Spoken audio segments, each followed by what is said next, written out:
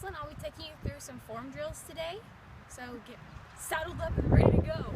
Rotations. The intent is to loosen up the hips and align the hips. Something you can't really do if you're hunched over.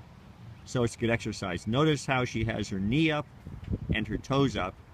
If you dorsiflex, lift your toes up, your knee will come up nicely. When you do it, think of stepping over a rock or over a log, and it will help you be upright and get your knee up and your toes up. This is side skips.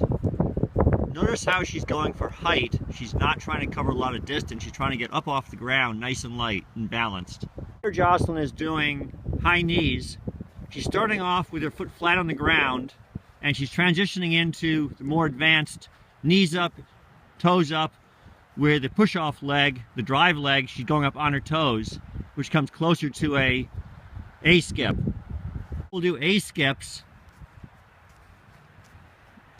Notice how she's balanced and upright. Good arm position, 90 degrees, toes up, knees up, with a nice light skip as she reaches a high point in her leg swings.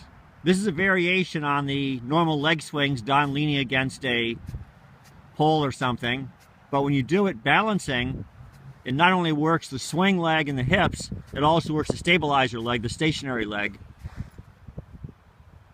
You do it forward and back, and you do it sideways. It's good for balance and core stability, as well as for loosening up the hips. This is one of my favorite exercises.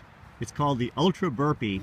It's a sequence of 5 exercises, 5 jumping jacks, 5 speed skaters. And notice how her back is straight. She's looking forward. And she's bent over, almost parallel to the ground. Good position. And next she'll do 5 wideouts. And notice how she does not jump up and down. Her shoulders are not going up and down. Her back is staying straight. She does 5 of those. Next is mountain climbers. And notice as she does the mountain climbers, her back does not move. It stays stable. Her core is very stable. It's really just the knee joint and the hip joint that are bending. Then she does Spider-Man climbs. Notice how here, again, her back is stable. She's not moving her core. It's her hips that are moving and knee joint. Then 5 push-ups.